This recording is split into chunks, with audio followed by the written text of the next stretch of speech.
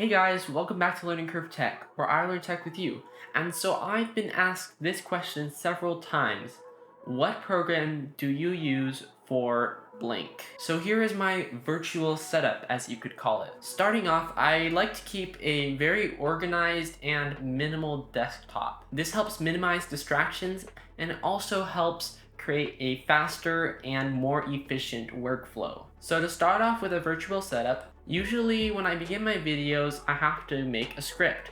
So for this I use Google Docs, and after I'm done writing the script, I then print it off so I can have it ready for the video shoot. Next, to record, I use Canon EOS Utility 3 since I have a Canon DSLR. At this time, I also take thumbnail photos for later. I use Audacity to record audio separately from my camera since my camera does not have a microphone jack. If I need to record my screen, I use OBS Studio for that purpose. Now I also use Stop Motion Pro Eclipse for stop motion animation, Autodesk Maya for 3D animation, and Digicel Flipbook 6 for 2D animation. I've also started playing around a little bit with Blender for 3D animation. After I finish production, I export the video and audio files and then I organize those files so I can move on to post-production. But before we move on, if you're liking this video so far, please consider subscribing and hitting the notifications. It would really mean a lot. Now moving on,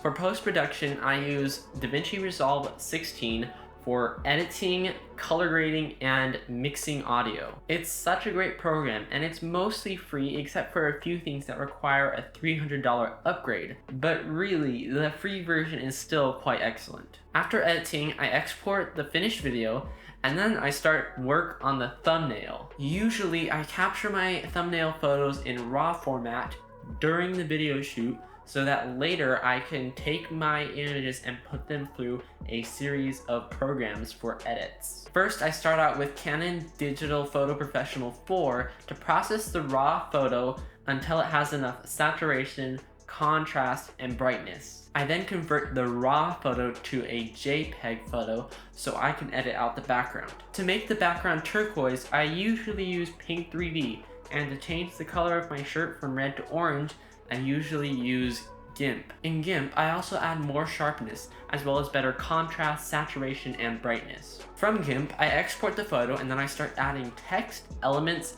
and final photo changes using Canva. I like using Canva for elements because Canva makes it really easy to line up and make sure your elements are the right size. Canva also has a ton of stock footage and photos, as well as special styles you can apply to your images. Canva also has great templates for just about anything, from greeting cards to flyers to channel banners. Anyways, once I have completed the thumbnail, I upload the video and the thumbnail to YouTube, where you guys can see the result. Oh, and by the way, I am not sponsored by any of the companies that own the programs mentioned in this video.